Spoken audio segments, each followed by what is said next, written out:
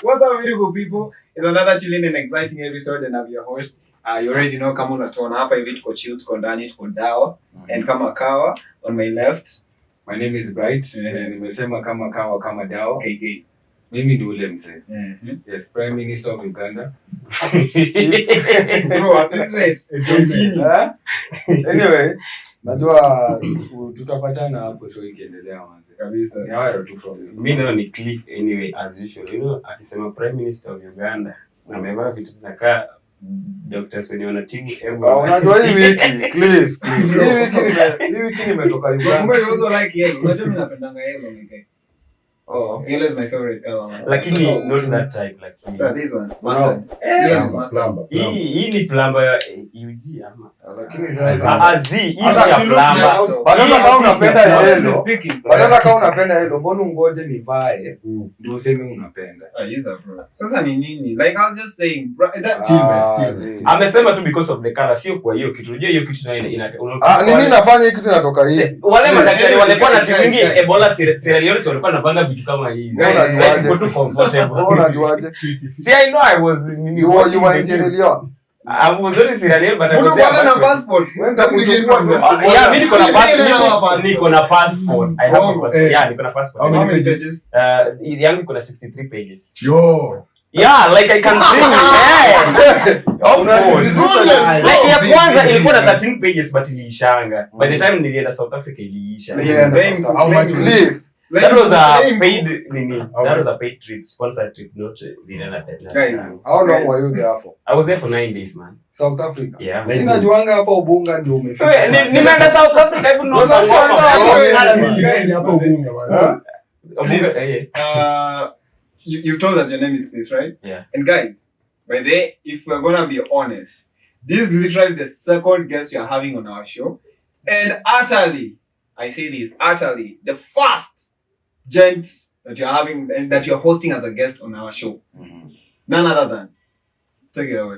Yeah. My name is Isaac Divory.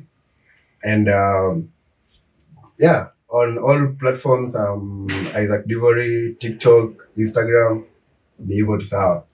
Siko Telegram, siko Tinder. Yeah. Instagram, TikTok. Niko Telegram bro. Uko Telegram. Ni ndo watu mnafanya usherati huko ndani. Bro, sasa Telegram is delicate. Yeah, ni too stereotype man.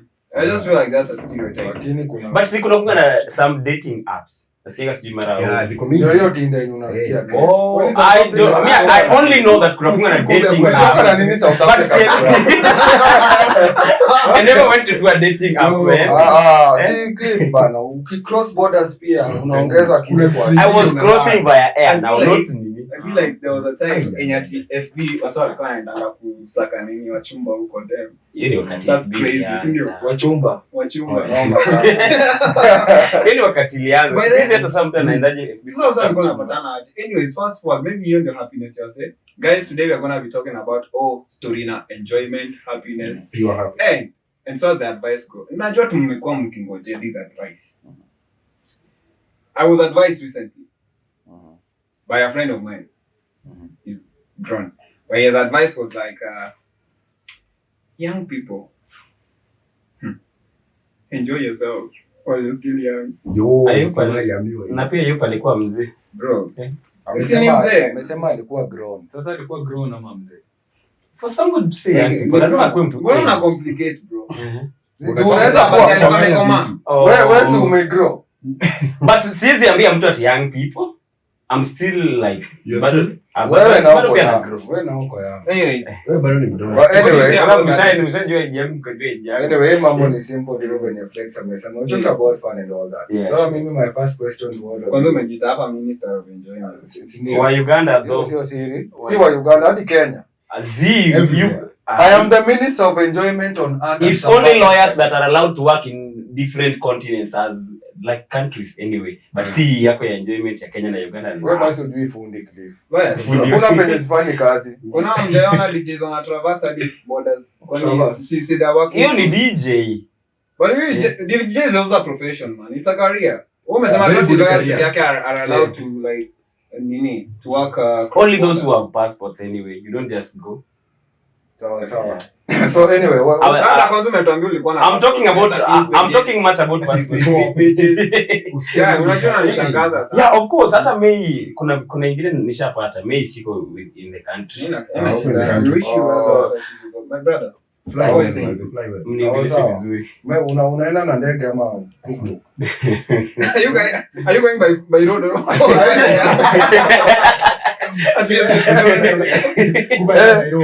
Anyway, based on our topic for today, my first question is, when is the first time you had real fun? The last time you had real fun? Last time ni kutoka leo kurudi hapo nyuma. When's the last time? I think Beverly. Nadhani wewe ndio tutaanza na wewe. Since you are guest, let us give you that, man. When's the last time ulijibamba tu vibaya? The last time nasema ilikuwa okay. Acha tu niseme ilikuwa January this year. To be honest, hiyo ilikuwa fun manze. What happened? Unaweza toka from Kisumu to Nairobi kwenda like like you are chasing maybe the Naivasha trip ya kutoka Kisumu, you're going to Naivasha to see safari and stuff. Yeah, so yangu ilikuwa based on someone I really loved. Kwanza bila amesema someone I really loved, mimi nikasema hii mapenzi ilishaisha kitabu. Kushiriki road. Nilipita Naivasha, hizo sikufika Naivasha. Nilifika Nairobi. Usikie manze nilidanganyana, nimetoka nimeenda event Kanairo ya job. Wacha sasa nifike huko. Vitu ziligeuka manze. Nini ilifanyika ndugu yangu? Ilikuwa fine. Ilipolwa. Nini ilifanyika? That is what you want to know. Those details, man. What happened? What happened? Nilifika huko. Vitu zilikuwa so fun. Nikakaribishwa tu vizuri and stuff. Yeah, day 1 went so good. Day 2 ikaenda vizuri. Day 3 hapo ndio vitu zikaanza kuwa Na vile nilidanganya kuna Sikia kwanza. Wewe pia unakawia. Na ulikuwa na stay kwa day, ulikuwa na stay kwa who? Bro, yeah, day 1, day 2, day 3. But anyway, akishasema day 1, day 2, day 3 vitu zilienda hivi. But hata mimi nataka kujua ilikuwa day. Ilikuwa day man. Of course, lazima. Mbona unakaa siku 3 ndugu yangu? Lazima ushaijishuku. Like umeenda kuona mtu, yes, unapenda huyo mtu, anakupenda lakini umefika mbona unajishuku kama unapendana. Sikia kwanza, unafika huko. Okay. Before hii trip, I had nothing kwa pesa yangu. Na ulitoa pesa. Sasa hapo ndio ulikosea. Pesa ilitoka wapi? Tumejua mwanaume na akosangi venye anajini nini. Yeah, kwenda huko nilikuwa na means venye naweza fika hadi huko. Sikuli danger road. Tuwe chill man. Danger petroleum. Nikafika huko. Ilikuwa fiti man. So place yenye vitu zikaanza kuwa mrama ni M-Pesa balance ikaanza kucheza vibaya sana. Kabidi urudi. Nirudi aje? Au unataka kurudi ndugu yangu? Kwanza okay, si ati mimi ni mgeni Kanairo, lakini kuna places zingine sijui. Usikii nimefika Kanairo, nikafika place yenye huyo dem anaishi. Man, sina hata fare ya kurudi kutoka kwa huyo dem hadi Tao. Umejua Tao lazima ukuwe na door. Juu kama una door, huwezi toka hadi kwa nyumba. So mwanzo sikuwa na door. Dem ndiye ananilisha, unasema nini? Day 3. Hiyo mambo hapa. Day 1, day 3. Day 3 nini kabe? Karudi. Nilichukua wiki moja, unasema nini? Day 3 na unaongeza 4 days on top. Hiyo story itatudepress hapa. So anyway, ni hatari but ilikuwa fiti manze. Ilikuwa fiti. Kulikuwa na on and off. But I feel like on and off na kunyume. Sio alifanya nyumba ya mtu. Nataka nikwambie story yote. Wewe chill. Mbona adabu kwa kelele flex. When is the last time that you had real fun? The last time. Real fun. Last night. Hizi mambo za giza tu. Nataka kuingilia kweli. Sikia kwanza. That was a fun experience. Acha mchezo bwana. Hata mchezo bwana. I was fast asleep man. Honestly, when is the last time you had? I'm telling you, last night man. That you cannot tell me you are happy to sleep, my brother. Always a pleasure. Sasa ulikuwa unalala hivi? You can't even. Usiku imanishi ni ya kulala. Usiku imanishi ni ya kulala. being that ni usiku imedeshi mtu anafaa lale. Cliff unajua na kuona wewe hapo. Anyways, I feel like the last time I had fun was epic fun. Ilikuwa the last event that we guys were all together. Yeah, I remember we talked about it. For the Mr. and Miss Valentine's AYST 2026. Man, that was crazy. And I keep on saying this, guys, chillmates. See to go by, but DJ Monty is such a mad DJ, man. Whatever that guy did, big up to DJ Monty. Guy's a rapper, guy's a beat producer, a dancer, guy's everything, fully packaged. But then unatakanga ni talent all in one. Shida ni like to say me. But anyways, I feel like that's the last time I had fun. I was really happy. My adrenaline just shot. Cliff, huh? Last time you had fun, my brother? Hey, that was last year, 21st September. Yaani unakumbuka mimi day imebamba na lazima tu nishike. Na umekawia kujibamba ndugu yangu. Azi like sijibambi but zile zingine haifikii hiyo day. Like haifikii hiyo day. It was some live gospel concert in Nairobi. It's called Grace Encounter. Were you performing? I was actually not performing but nilienda tu ku attend. Okay. Like it was just an amazing thing, you know. Kinatao, things were going. It was amazing. Ilikuwa Ulinzi. Yeah, Ulinzi Sports Complex. Yeah. Mimi manze kitu nadhani mimi have had a lot of fun. I think like in the past few days personally. Hii wiki unajua nimekula hadi ugali na sambusa bro. Hey bro. Sikula ushakula ugali na sambusa? Yako ni overboard man. Sasa mimi ndio nakushow. Let me tell you something. Interesting enough. Jana I was coming across some meme on the internet. Ndio msana alikuwa anasema hey, nimeshangaa venye kukula ugali melala na energy drink.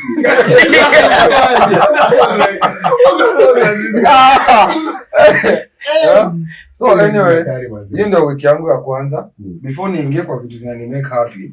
So venye mnajua I'm the minister of enjoyment. And I was also in Uganda for a minute. Yeah. Sasa nimetoka hapo Uganda on Thursday.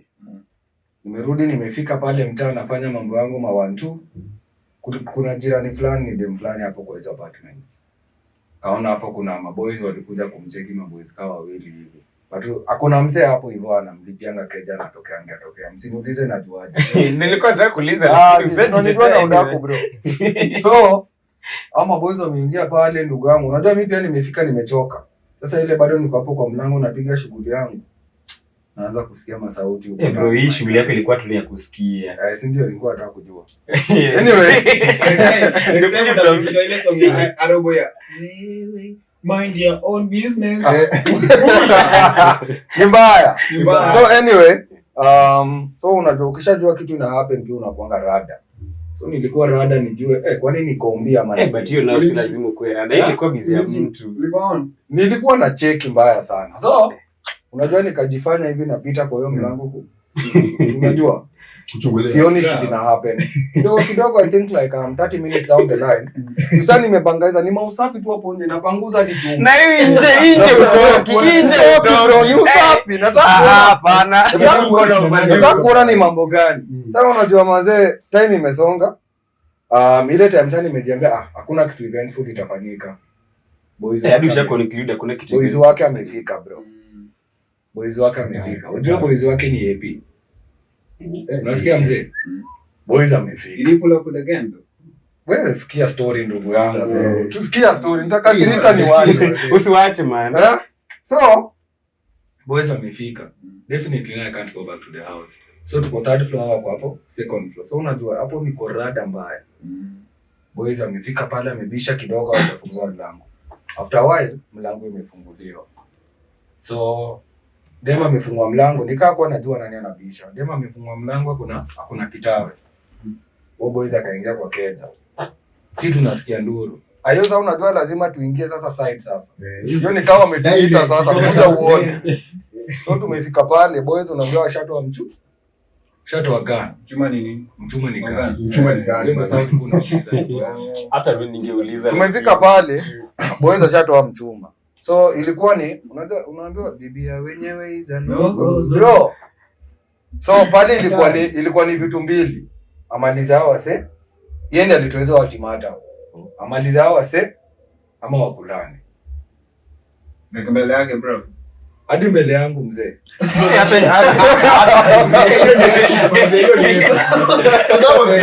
Hadi mbele yangu.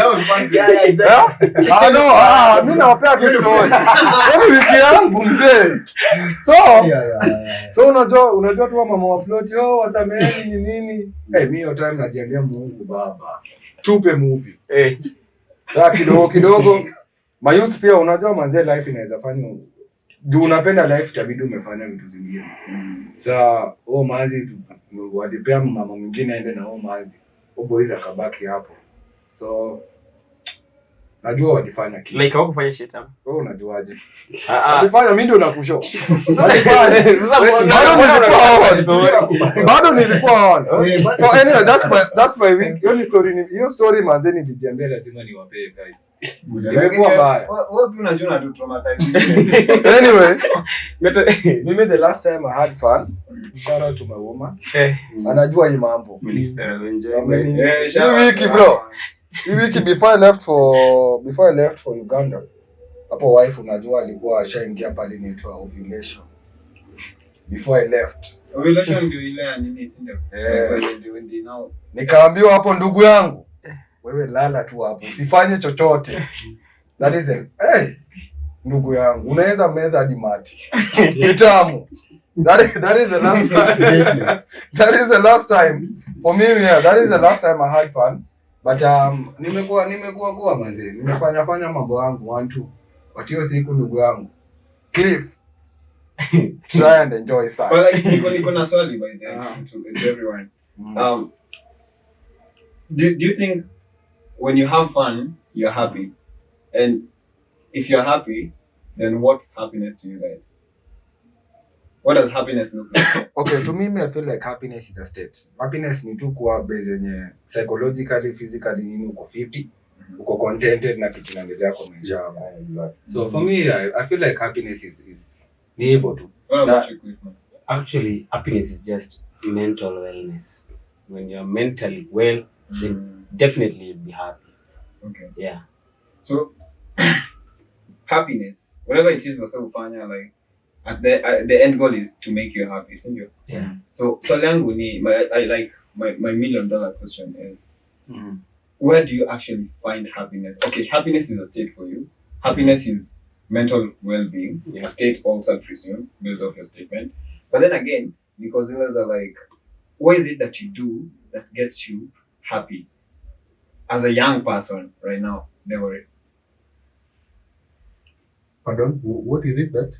What is it that you do, like currently, that really gets you, elevates you to that level of happiness? And like, can you unapenda to reverse? And I can say for now, what makes me like happy is like the way I get to take care of the people that I love. Yeah, the state I am right now is a very good state, and I'm very good. I'm very happy, like in AYST. Tunaona kwa uso wako. Tajiri.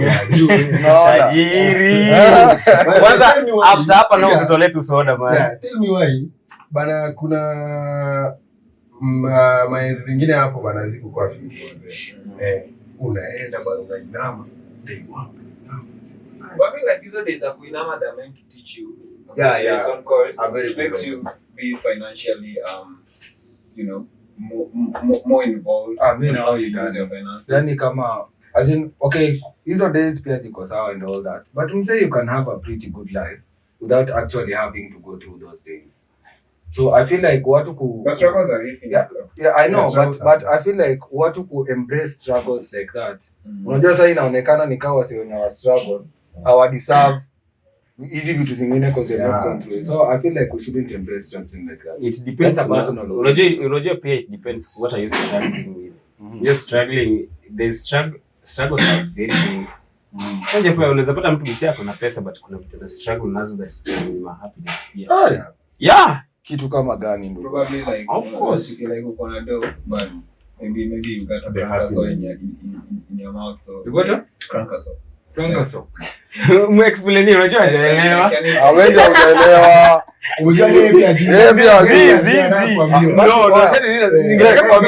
Ningetaka kuambiwa ningesema niambiwe. Lakini Kama facial unajua expression. tuambie. Ngoja tu. Story ni ya flex, story si yangu. Haya. Hapo nao umenipata. Crankaso is like an infection in the mouth, so like uko na dough but you can't eat because you can't chew. Hizo nao ni ugonjwa gani? Si unaona? Hawezi kula hiyo pesa. my friend. But unajua hiyo pia, hiyo nao sasa ni ugonjwa. Unasikia? But it's still a struggle, bro. But afadhali Like nikuwe it's- mgonjwa na nikuwe na pesa. Bro. Lakini si ati niko healthy na nimesota. Ama si make sense. Ama wewe unaonaje Cliff? Mimi nayo niko healthy Mm. but siko mgonjwa, like I enjoy it. Mbona nikuwe na pesa na niteseke? Na mbona ukuwe healthy na una pesa? Bro, haimaanishi ati nitakosa all the time. Man. Mimi nilikuwa mgonjwa. Bro. Pesa wewe unasema nini? Hata bro, mimi na feel like whichever state makes you happy, bro. Okay. Lakini hakuna happiness in kukuwa mgonjwa and not lacking money or having money and kukuwa mgonjwa. But nowadays life is so easy, man. Ile kitu nilikuwa naambiwa ati you know what, life is so hard, you have to do this and this in order to nini. Watu huku nje bana. Hata kama ni hiyo fake it until you make it. Life siku easy bana, it's so easy. But I feel like hiyo pia ni venye msana fikiria. I don't think na hiyo uchumi wa Ruto. I don't think we would say life is easy like that. So bro, it's just a matter of mindset. Let me tell you something. Me personally, poverty is mindset. There are vast opportunities that mtu anaweza explore, bro. Like you can fake it until you make it. Sidhani ka poverty ni mindset. Yeah. But fake it until you make it is a poverty I mindset. actually realize Work it until you make it, bro. I actually realized that our generation is really getting into so much sherehe because for some, life is so easy. For some, life is so difficult. So they need a distractor, a distraction altogether from all the pressures of life. So like for you guys, because data show it, a lot of data out there show it that our generation, especially people in our age side, like was out to kill time. Like they're just outside. Look at Naivasha, man. People went to Naivasha and like 70% of the people who went to Naivasha were just young kids. And I'm like, actually got to take a lesson from that, man. Like the level of ladies when you're outside, kuliko maboy. Ladies were literally running and no dude was literally chasing after them. au mbona wanakimbia?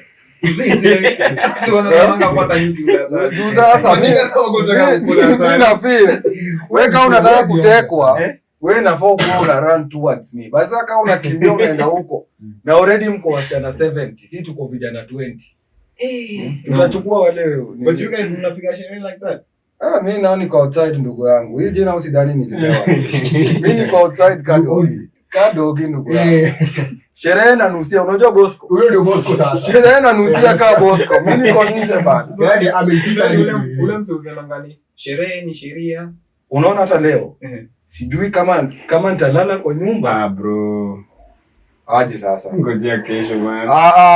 Hata leo. Hata leo ndugu yangu. Ilikuwa niingie church kesho. Wewe. Lakini nikajipata Singi. Hata ukijana unaona ashasema hapo. Bro. Naenda kuomba Mungu permission. Ndio hiyo. Kwa kesho tu. Kwa kesho ani allow. Next Sunday niko na yeye hapo church. Mimi na Mungu. From 6 to 6, 12 hours ndugu yangu. But I feel like tukiongelea sherehe by the way and we're representing Kisumu and all that. Yeah, sure. We have very many new clubs coming up, man. What's your take on like clubbing? If you go to clubs, when's the last time you went to a club?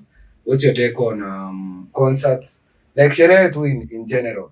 Mnaonaje? Wherever I think you can start it for us, man. Let's start with the club. Yeah. Mimi naweza sema manze concerts are the best manze. Okay, to me concerts are the best. Let's say I'm a fan of amapiano and I like the way those concerts zinakuwa like prepared and zinakuwa set up.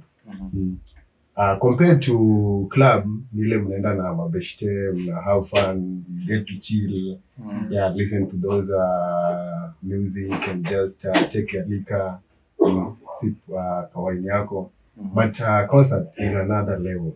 Huko you go and okay, they're somehow the same, but there are difference in some ways.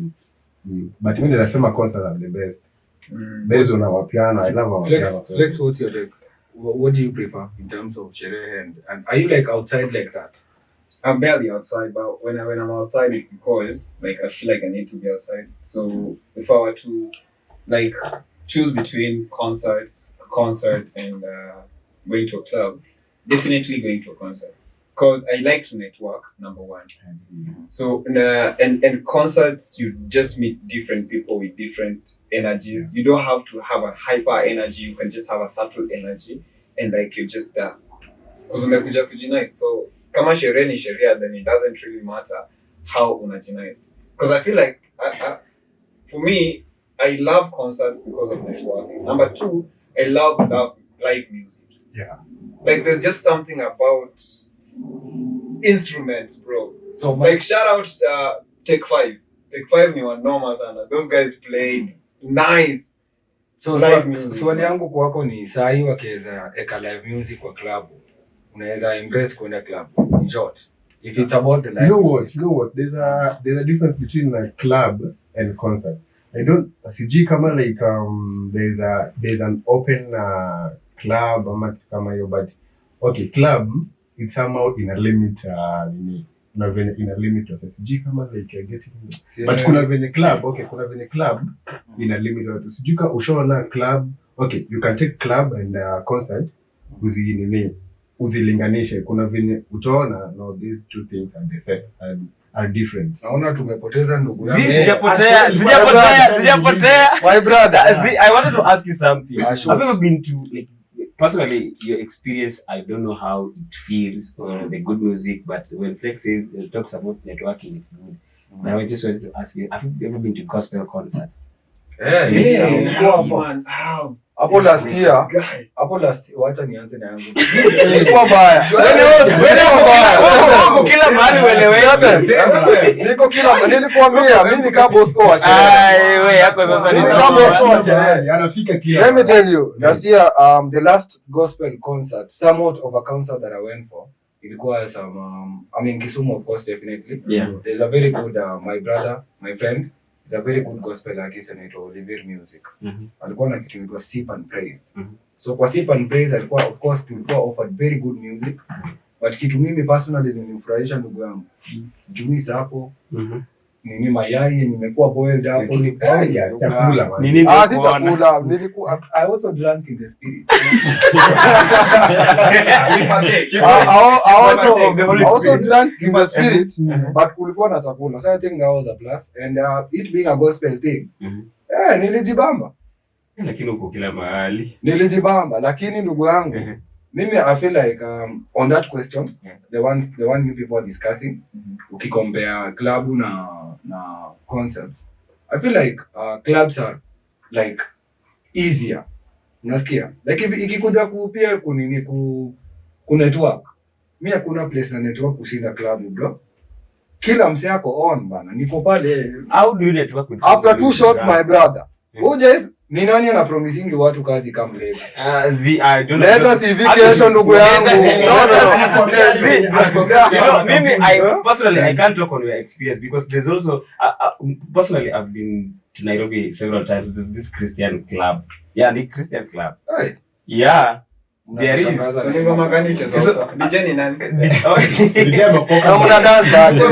Like Simonti, like it's just like they mix the modern music. It's like no, it's not actually Bible.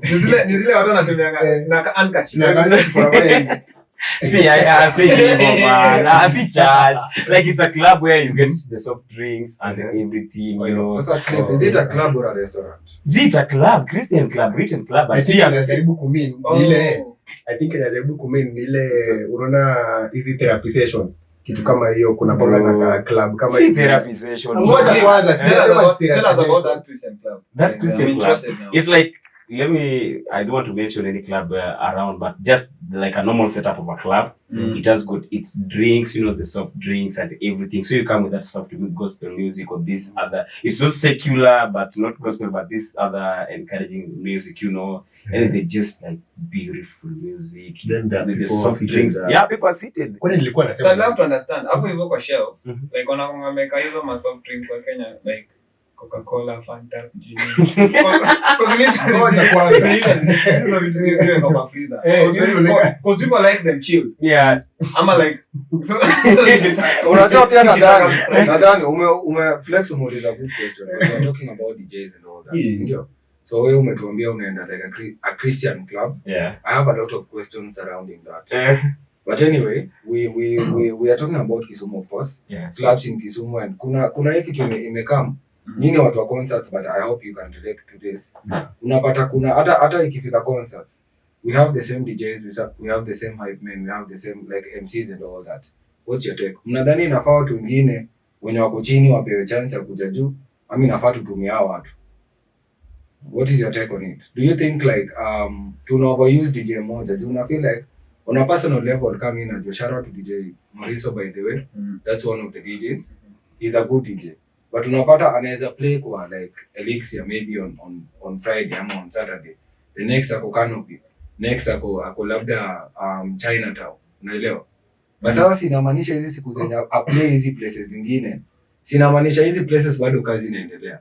So why do we have to have the same faces as MCs and DJs?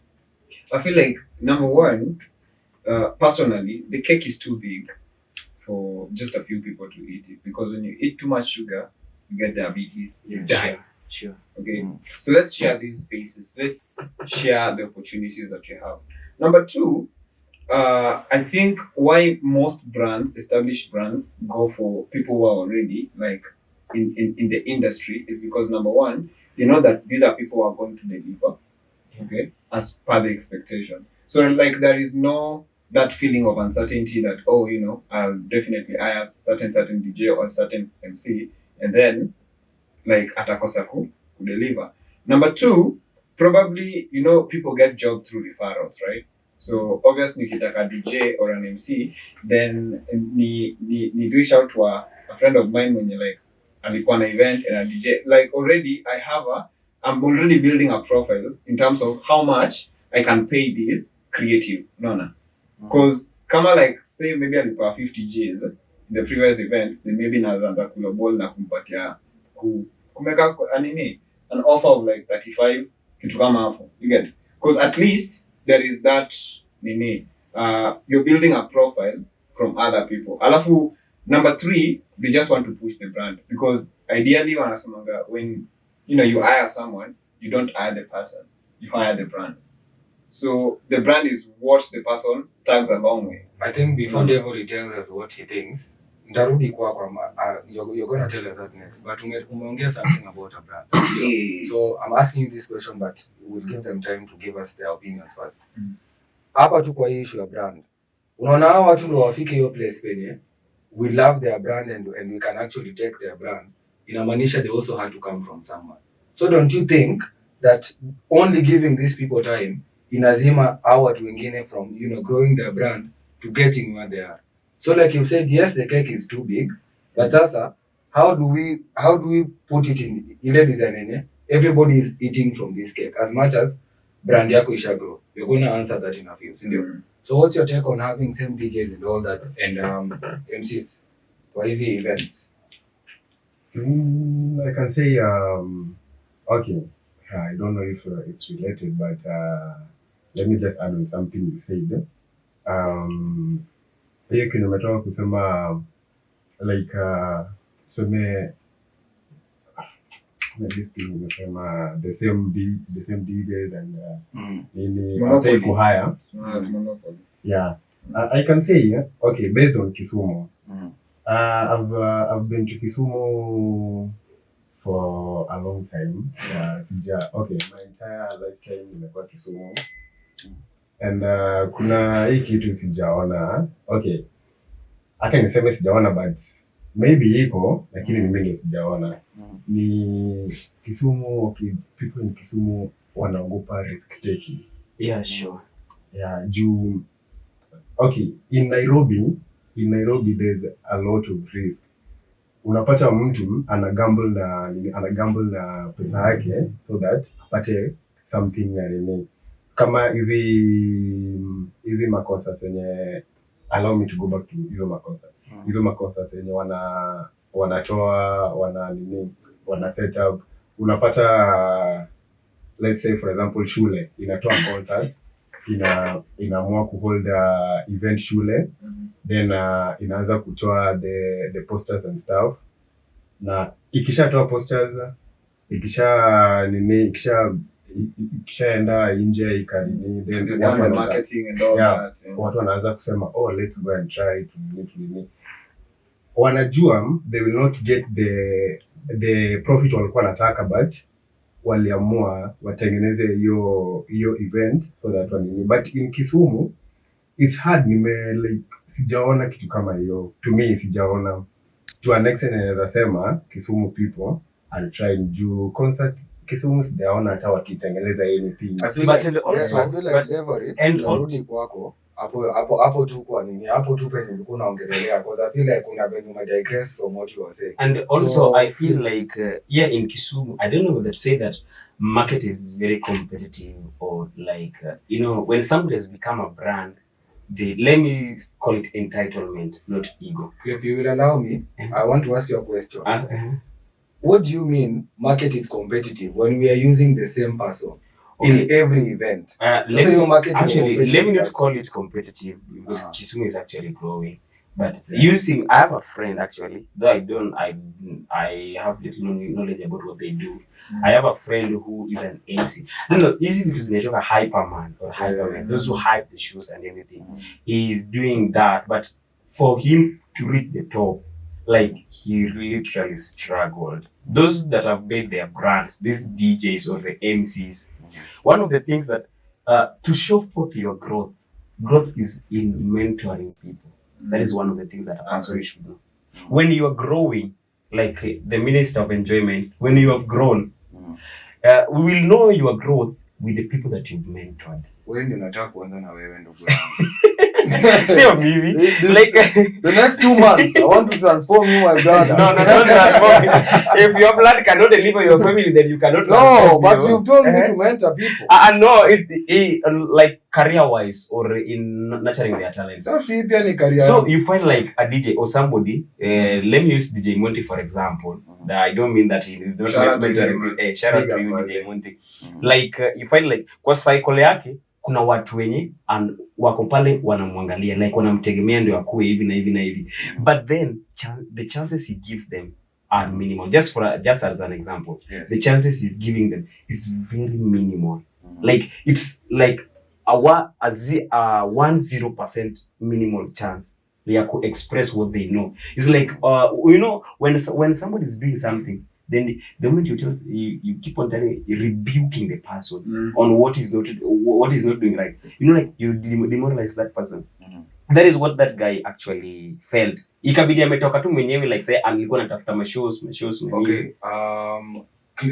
Flex your back. We're back at you. There's a question I asked, sijui kama unakumbuka, but now I want us to focus on tuangalie from ile aspect ya au wase wanaandika au ma DJ au wase wanaandika au ma MCs in these clubs. Au wanafikiria nini? Because as much as unajua now you people have talked personally about these DJs. This DJ is not mentoring people. This DJ is not doing 1, 2, 3, 4. But you have a lot of DJs in Kisumu. But you have one chini ya 40 or 50. Do you know? So I want you to answer it from ile position here. As now the event organizers and all that, why are they not giving enough chances to this plethora of DJs, MCs and all that when you walk around? Honestly speaking, you see, when I brought the whole narrative about branding, I was aligning it to how you package yourself. Okay. People tend to categorically categorize all DJs that they just play music, right? Have you seen how South African DJs mix, bro? Major leagues. Bro, they literally begin with one of my beats, instrumentals, bro. before they even get to the song. Shout out Have to you legends. listened to how the DJs from overseas mix? It's just basically just instrumental. And you see, it's not the DJ that goes to look for work, okay? It's the promoter. Wakadinali,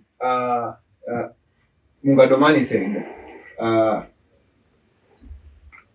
promoter alidai commit dosh in person, okay?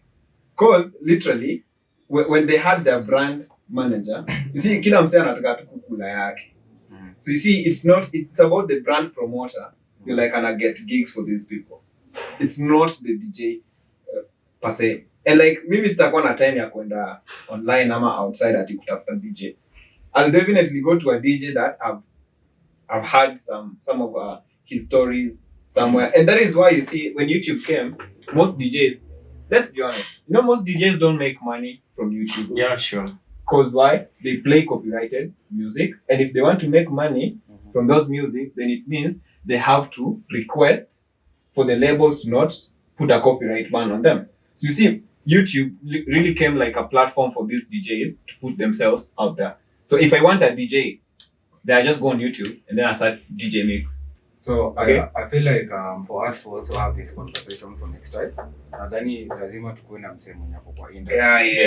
Yeah. So next time tukiongelelea hii mambo, I think we'll have maybe a DJ or something that at least watueleze what really happens in that industry. So But I think we're gonna go. Nikona swali. Gender, the two that gender role. Shout out every female DJ outside there. When you're like, is trying to take over the male dominated industry. Actually, Have you really jammed to a ladies mix, a lady DJ's mix? I actually wanted- Kuna this DJ from South Africa. I wanted us to go there because I feel like as much as unaangalia 2/3 kudj pia huwezi sema ni kazi ya akili sana. Unaona? Sasa tupe tu watu credit penye credit iko. Dem akiwa mjengo inafaa tu kuzile za unacheki. But anyway, we are still Bro, sasa tunaweza we are still talking next about- hapa na uanze ku No, we are like still kufanya. no, my point Ati is kazi si udem- kazi ya akili sana. udem amegrow ati yake. Okay. Ni kama like with male chefs. Unajua uwezi anza kusema ati huyu boy si anapika. Ati na hii ni kazi ya wasichana. Hapana, because now wachana na mambo yangu bro. Wachana na mambo yangu. Anyway, yo, Anyway, we are getting back. Bado tuko kwa mambo ya sherehe, but tusao umeleta madem. I want us to talk about mambo ya sahi kwa sherehe. Personally as a minister of enjoyment, hiyo nilikuwa anointed by the government of Uganda. So as a minister of enjoyment, How many times? No, 7. 7 times. so anyway, hiyo nilikuwa appointed. So kitu nimenotice kwa hizi sherehe siku hizi, ladies wanakuwa wengi sana kushinda maboy. Unapata hata ukiingia klabu, madem mazee wamejazana kwa bench ya klabu, unapata madem ka 70 bro. Wanaume kukaa 20 or something. So what I wanted to understand, are we guys, and I think pay it's going to be in like any other setting, hata kama venye huu niende yo like Christian club and all that. So what I wanted to understand is, machali like guys tumekuwa wajanja ama tu ni mademo wamekuwa empowered na wako na pesa kushinda machali, ama mbona hizi numbers zinacheza hivi sasa? I think tutaanza na wewe Cliff. Me personally, speaking on the concept that I went, I think the ratio was just, Nairobi, the Nairobians are people that are outgoing. People that they give themselves to things, they like enjoying everything that they find enjoyable. But of late, I think there's also this imetokea like maboys wameanza kuingia chat sana, like vile walikuwa nje, like siku hizi wako chat sana. So you like find that in the clubbings or in the club setup, usually the ladies, I'm not speaking bad about ladies though, but you find them they're outgoing. Maybe kutafuta wachumba. Cliff, niko na swali. What do you think? What do you think about umesema hizo ya kutafuta wachumba? Unaonaje about hii single meetups za church? Do you feel like it is correct for churches? Do you think it is correct for churches kupanga ni kama watu single wanapata? Na unapata some churches are doing these things inafanyika hata overnight. Yeah. So do you feel like it is correct for churches to wase wa church kunini vitu kaa hizi, kupush vitu kaa hizi? Vitu kama marriage. Si marriage, No, wana to push speed watu dating, wapatane, bro. singles. Speed dating. Wakutane, yes. Yeah. Actually, kuna ingine Actually- niliona, before you answer Cliff, I saw one being advertised that you pay 2K per person and they only need 20 youths. So that is 10 gents, 10 female. 10 male, 10 female. Hiyo ni church imetengeneza dola ngapi? Pesa inakaa mchanga hapo. 40 Gs. 40 Gs. Alafu 40 mnaenda Gs kukunywa cost- soda, bro. So yeah, so Cliff, Yes. again, what is your take on that? Like my take on that, I hope see speed dating It's speed dating. It is in more- church. Yeah, it is, unajua point Like it's yangu a ni social club. church for speed imepanga Mhm. watu Like wapatane you waongee. guys Unaona? mix. So ni tu venye ni jina tu imechange. Unaita singles meet up. But sasa the bottom line ni nini? Single people are supposed to meet. to fornicate. Okay, no, actually, no. Let me, no. See, not to fornicate. Let me answer this. Kama imepangwa na church, I've been to singles meetings whereby the ladies and the men, they come together and then, they're being taught about relationship. Actually, it's more of a relationship, not to come and fornicate, actually, guys. Let me speak on this. When a church organizes, it's not the speed dating, actually. There's this notion that marriage doesn't work or relationships are scam.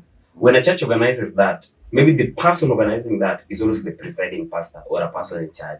They're always just coming to put light on like relationship works, marriage works, these kind of things work. They want to get this notion out that, men are dogs, ladies are scam, relationship is not working. But then in that course, should you find somebody that you are aligned with? You guys can start from there, but it is not done like to fornicate or to increase anything. Ushawahi fikiria kufungua kanisa? Because I feel like I'm inspired. But then again, Let me tell you this. But then Like again- ministries are calling. You don't call yourself or you don't get out. sasa like can we want call to. you to open a church? You can't call me to open a church. Who is calling you? Like if you say we, Mm. it's something supernatural. So Cliff, Yeah. hapo tu bado on the same question. Mhm. So as much as you feel like churches in organize vitu kufunza, and by the way, I honestly love the insight that you've given us. Very insightful. But sasa point yangu ni kama they want to educate people on like relationships and all that, why can't it just be everybody? Mbona inakuwa a segment? Do unaona? As much as singles need to know men are not this and this, but what about people who are Let me tell you relationships? one thing. There is the couples meeting, whereby you teach the couples how to live. You cannot take a couple and bring them in the same, not unless you need them, but a few individuals. You cannot take a couple to come to join singles meeting. Like anakuja kufanya nini already, he asks or they. But you talked about life is all about mentoring, so maybe couples are just coming Like, to mentor. ndio maana nimesema you only invite mwenye unataka akuja peane insight, but there's the couples meeting and the singles meeting. So I think tukirudi pale penye tulikuwa we were talking about the ratio of men to women. Kwa hizi sherehe. Every what's your take? Kwa hizi sherehe Eh, mimi naweza sema manze design yenye madem siku hizi wanapeleka ndio sana. Wewe umepelekwa mbio. Tulisema na date, kwani Wewe umepelekwa mbio. Hata kama na date lakini design yenye hao sana wanapeleka Mm. ni ndio manze. Okay. Kwa church siku hizi wako wengi. Mm. Yeah. Vile amesema sasa hivi watu wako ni nini? And But I feel like wanaume wanarudi kwa church. Yeah, sure. They're coming back. See, honestly speaking, let me tell you, it's about how it's been conceptualized from the word go. If you have ladies somewhere, gentry will always follow. Statistic has it. Mm. If you really want to have a good church, please get them females. Uongo, hiyo ndio ni uongo. Hiyo ni uongo. Sadaka zitakuja. Zizi. Ati kuanzisha church na wasana Na wanaume. bro. Bro, like hiyo Oh, notion ya wase wanapatai, that's an African mentality, Like If you want anything to thrive, I think I don't know who brought this, but Ni kama venye I guess, but not in a church setup, bro. But not in a church setup. The beginning venye okay, let me just go back to Unanipoteza sana. Wewe lazima upotee. Hata tu niomse venye amesema if you want to bring nini wasai kwa church siku hizi Credibility. Build Yeah. credibility on your church. bring ladies, women. I'm actually with this my brother of mine. You're supporting it. Yeah, I'm supporting him. Why? Because in the beginning Mm. walileta Eve, si ndio? Unaona Eh, nini? eh, Ona huyu jamaa. Hata bana. Nani Sikia angemleta? this nini. In the beginning waliumba Adam, si ndio? Wakasema Adam ako so lonely. Wakaleta Eve, si ndio? Oh my. Then hapo ndio Adam akaanza kuchangamuka. Alianza kuchangamka kufanya nini? Changamka kufanya Mingi. wewe pia unatudanganya. Kwani Adam Nilishakwambia ndugu yangu, hizi mambo za church tukifikia, tunaachia Cliff na concept yangu ni Umesema na unasema ni Ah, hii mambo achia concept Cliff. yangu Yeah. ni concept yangu ni even when we were young Mm. I have friends wenye walikuwa na organize the so called bash. Sisi maboy tunalipa chwani bro 50 bob, lakini mashauri wataingia bure. Mbona Which year was this? Ulikuwa unalipa 50 ndugu yangu. bro? When I was grade 6 I think. grade 6 ulishaanza kutoa pesa ya sherehe. Nimekuachia Ulianza mapema. When the minister of enjoyment. Grade 6 mimi nilikuwa natokea By bure. then it was class 6 Like actually. it's about the packaging. Like you can't. The only way to convince a guy, I think, for event organizers and promoters, like Mimi nikiwa class 6 walikuwa wananitumia ku convince madem. Wanaambia madem bright atakuwa. Wasichana wanakuja wote bwana. Ilikuwa mbaya manze. but really, according to ratio, I think probably you'd even find. I don't know how it happens, but when you even look at times of ticketing back then, ticketing za madem zilikuwa chini compared to za maboy. Yeah. Okay, because they know guys have the money. Okay, the only way to get this money from the guys is to the shorties. So get the shorties on board, and definitely the guys will definitely just come. So it's about building, whether you're disciplined as a guy, but wanajua kuna vitu mbili hii dunia by the like two industries as in kosa pesa. Number one ni sherehe. Number two ni story na kubuild houses. Because wase wataishi kutaka manyumba. Okay? Na hiyo the first one that I mentioned, sherehe, wase watashinda kupiga sherehe. So Like msize kwa too busy 24/7 ama like from Monday to Sunday. so flex. Tukiongelelea sherehe, not only flex but to every panelist. Tukiongelelea mambo ya sherehe, kitu tume touch base on hapa ni kama kuna migration. Unaona? Madem wanaenda club, wanaume wameanza kurudi church. Unasikia? Sio ndo ni kitu gani inafanyika? Because now we are having more men in church. They were actually convinced mwende church bro. Mara nyingi sana. Literally kumaanisha demoko alikuwa church ndio jaribu kukuvutia. No, but I think it's different because now I'm talking about the numbers growing. I'm talking about kama hapa sisi ni wanaume 5 na tumeongezeka tumekuwa na wanaume 10. Inamaanisha 5 men have come in. If ladies have come. So for me it's not about people who are already there. It is about people who are moving wakienda place ingine. Ndio?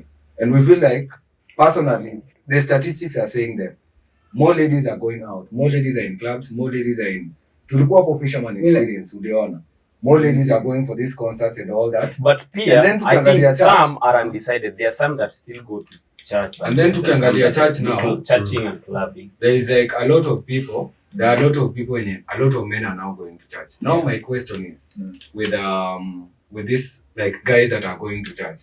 Do you think that guys wanasema it is more cheaper kudate dem wa kanisa, kukuona dem wa kanisa than kuona dem wa club?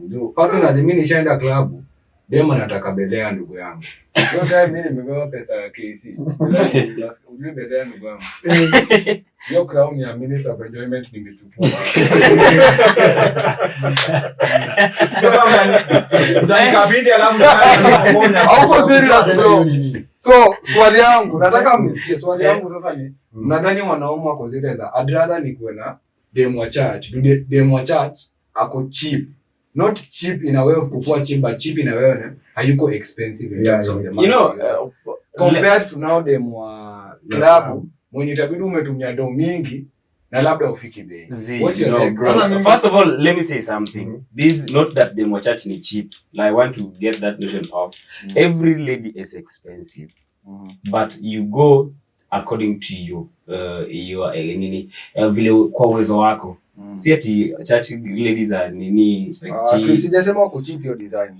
Like say wewe ukisema ni cheap. Cheap is cheap at 100,000. And also, let me tell you something. There's this thing of enjoying your youth and destroying your future.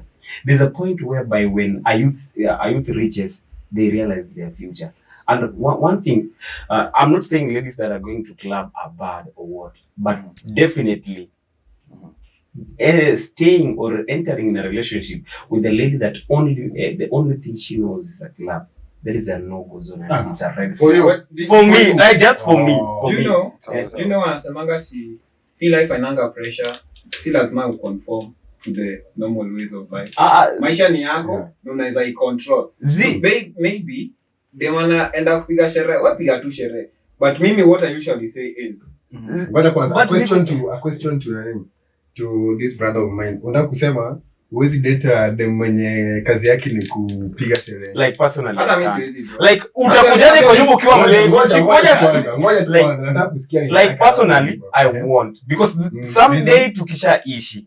Because nilikupata ukiwa club and I try transforming you, then transform because of me. But hiyo pressure ikizidi, sikuja ndapata kumelewa and then uanze kuniambia like ulipata nikiwa club. Cliff, lakini wewe pia mbona? Spendi mambo ya kutransform watu. Unakuja unapata ngoja. Sitaki kutransform mtu. That's why I go for the already transformed. Just to make your decision. Yeah, sure. Yeah, ni hivyo. Cliff, just to make your decision. Hii mambo ya unakuja unapata mimi ni mnono, unaanza kuniambia konda. Ungeenda tu mtu amekonda. Bro, see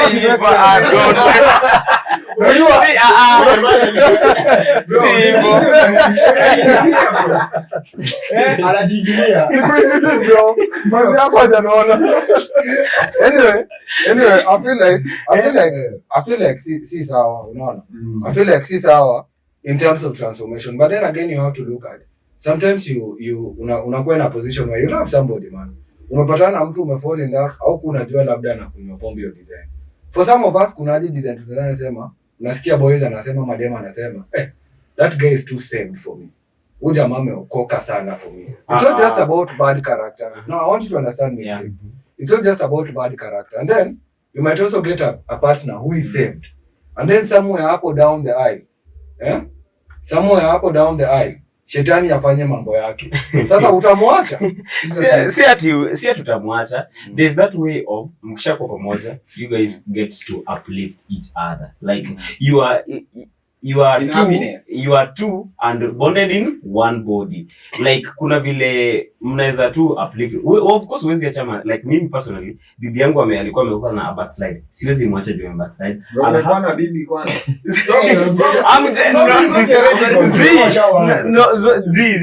Like siwezi fanya hivyo. Na ile hiyo story ya like ulikuwa umesema story nyingine hapa hivi, like boys like ladies can't get men that are too safe for them. You know that men who are born again and they're very romantic. Like they're very romantic. They know everything to do with them. Yes. I have experience in that. Yes. Because one thing I have men that are, if you get married to a man who's born again, like a lady, I bet you try one. They are very experienced in everything. In marriage, not tribe. Tribe, bro. Like a person who's born again. Kwanza uko kadi bro. Uko kadi. Wewe uko kadi bro. Kenya sasa kuna tribe. So one of the things, because in churches where we are being taught about marriage, like I understand that marriage is not sitakuja kwa nyumba nishinde nimeomba 24/7 like mimi maombi. There are times we have to enjoy. Like I have to just give you like no, like there's a point. No, not your enjoyment. There's a time where I have to give you. I told you clearly. Riman.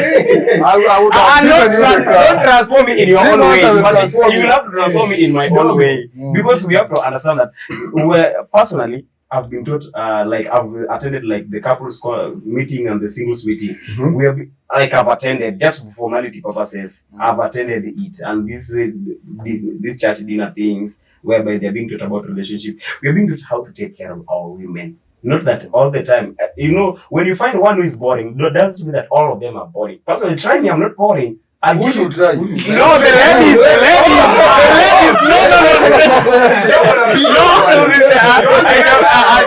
I don't pick up.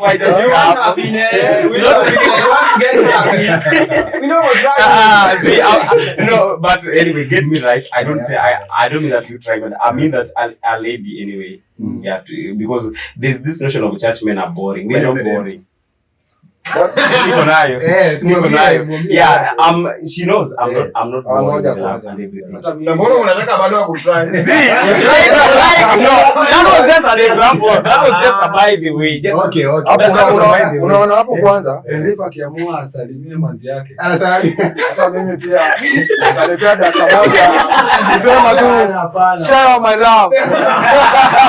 Mimi pia kidogo. Mama tuwe pale nyumbani. But haijafika kwa kuomba. But anyway, But I feel like whatever it is Devory was asking, if so Cliff is utterly like he's very categorical. He's never gonna date someone outside. I think also to me the same. Like To you the same. me personally, I don't even like loud ladies. Like for me, I wouldn't go for a shorty who's got a huge following on her socials. I'd go for a shorty who got less following. Reason? Because number one, Mm. I don't need a person when you like tutakuwa tunaongea and then the next time we have a mishap, like she's already outside. Like to the people who don't even know us. She's ranting about stuff that I told her. You get like shorties who are loud are just naturally loud. And they don't like me. But don't you think mtu anaweza kuwa na huge following na baada ya kwetu mtu mwenye si ati business yake iko nje? No, So but unajua wewe tu kusema Like, now everybody mwenye Let me My point is- also say a thing, Flex. Following somebody who has got following, there's this thing. If you're getting into a relationship with somebody who has got following, there has to be limits. And another thing, you have to get to be taught how that marriage or a relationship is a matrimony, whereby ni yenu wawili. Si ati all that. Yeah, ni yenu wawili. That's what I mean by matrimony. Where sio kila saa ukimslap ataenda like kijana kani kuwa like any other argument. No, I don't mean that is but I as an example. It doesn't mean that now ukiwa na mtu mwenye ana following they'll have that. no, like my point, that's my preference and I stand corrected. But let's just be honest. Me, I'll never go for a shorty who has a huge following. And then If you really have a very glamorous social media, like I'm not like you know my status. Do you think? Another thing is, I don't like shorties who drink and shorties who club because they don't like me because I don't do that. Okay. So it's just that simple. So it's not it's my preference and it's also like me mseme niko na double standards, man. Okay. Yeah, Do you think exactly. that showing mwenye ana club ana drink ana smoke ako that loud? Kwanza smoky. Huyo Hapo na umeenda au mniachie. Smoking hapana. Au mniachie. To me, I'm dating a shorty who is smoking, drinking, Smoking clubbing. what? This is going fake, bro. No, okay. Tunakusikia I won't lie. My shorty is smoking weed, Jesus. drinking Alcohol. Fruit juice. Wait, Okay. not Both getting of that. drunk with your spirit. Yeah. Cognac. What else does she These are red flags. Kitu moja naweza sema moja, ndugu yangu. Juu pia tunataka kufunga imani moja tu. Huyo manzi yako umlete kwangu. Nataka ni Ngoja, no. Huyo anataka deliverance service. Huyo ni deliverance. Hakuna cha kuletwa kwako. You know what? I think what I can say, naweza sema kitu yenye sijui niseme aje. I'm looking for this word. Naweza sema tu sahi people are just looking for that partner that they blend with. Hey, so you smoke. So, sikia kwanza. Unaweza kuwa una date dem mwenye ana smoke, but okay, mko na some things in common. Maybe you guys are goofy, you guys are maybe you go out, mnapenda. I like goofy shorties.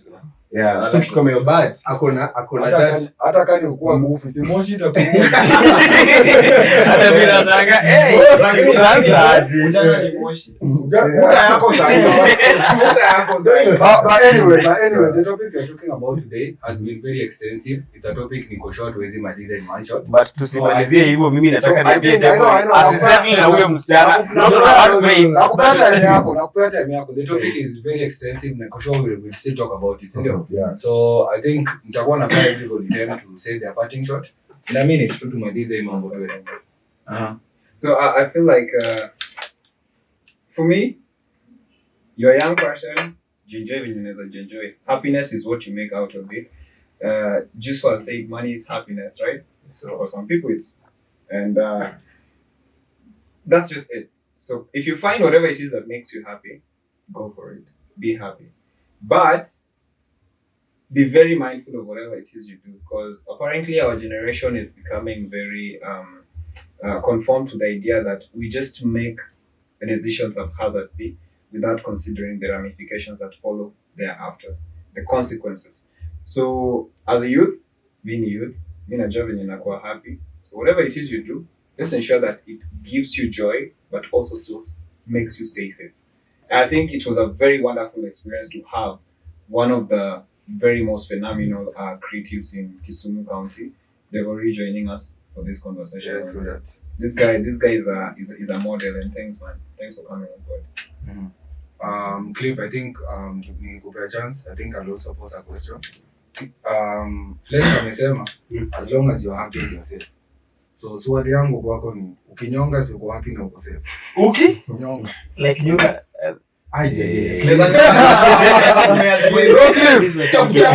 Your parting shot comment about Kufanya hivi tuone kama uko na haki meme azwende. Apropos. So comment about that, your question to Devil Akifunga, and then pia your parting shot. Personally, what I want to say that Devil, don't settle with that girl. We and I find another person. Ni kama tu wewe venye unapenda wasichana wa kanisa. Okay, sawa. It's okay. Mwendelee tu kusmoke. Sikumbuka friends kwa hiyo nyumba. But anyway, what I want to say. Umesema don't settle. Don't settle.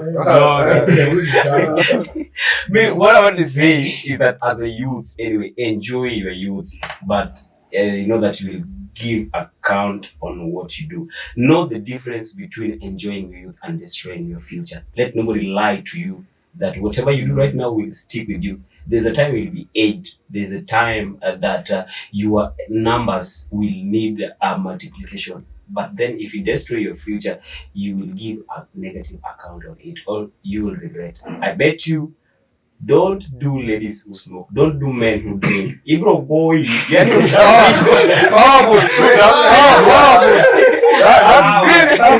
I've seen people. The topic very powerful. Because if you want, and also kama unataka kuoa ama kuolewa, come to me for relationship. Like, I'll give you the best. Not that I'll marry you, but I'll give you the tips and guidelines. This minister of enjoyment, tutamnyima kazi. Yeah. As always, I'm Cliff. Thank you. What's your parting shot? Ukimalizia, what can you say to our chillmates? Sina mengi ya kusema. You enjoy. Yeah, I can just say enjoy while you're still young, manzi. Usi limit nini yako, like don't limit yourself at you know what, I'm not gonna do this and this and this because of vitu mingi. Manzi, haujafika hata 30, you are 24 lakini kuna vitu ushaji limit. No, my advice. Yeah. Just enjoy so that ikifika mbele, okay, usikuwe na ile kuna hiki tunasemanga ushafika like your prime age, but vitu unafanya ni kama mtoto mdogo. So you got to enjoy now so that ikifika ile unasema yeah, I did that once. Yeah, I also went through that. Mimi tunaweza kuambia ndugu yangu, I feel like umemaliza, si ndio? Mimi nimemaliza bwana. I feel like mimi I have a lot of ways venye nadhani watu wanaweza jibamba. First and foremost, when Flex amesema ujana ni moshi. Ukipatana na mwenye anatumia moshi, Futa hiyo kitu. mko kwa ujana wenu. Ukienda Hawana gani? So I feel like as youths kuna vitu zenye youths wanafaa tu wafanye. Kitu kama mechi bro. Bro. Weka youth Lazima mmoja ingefika tu hapa. Lazima niongelee. Man. Youth should have sex. Jesus. Enjoy sex. Wanasema enjoy sex kama nini? Enjoy sex when you're young. Hey, I know. Oh my God, scope your Don't life. lie to anybody. All your purity. All your purity. No, Beauty ni them, bro. see, I'm not saying purity. No, the state of being. Pure. Yeah. So anyway, me naona my youth should have sex. That is the first thing I can Bro. do. Cliff, sex is good for your hair. No, Very much. even Oh, unasema. if it is not scientifically approved, that is a doctor. Good daktari, bro. Hata anasema. See, Pastor Yuke Wanasema ni church yetu. that is your church. Thank God I'm not in your church. Si ndio? Eh. Generalized church. Wanasema ni Easy. Cliff, I have a question. Uh-huh. I have a question. Eh. How do you know that you will be good in bed if you do not have sex? Right? No, hii kitu All ya that was right there for the next episode. Guys, as we wind up, that was this episode from the Advice You Should Take podcast. And you know what? Comment, like, share, subscribe, and keep on Adios. listening. Watu mingi zenye tutafanya hapo bro.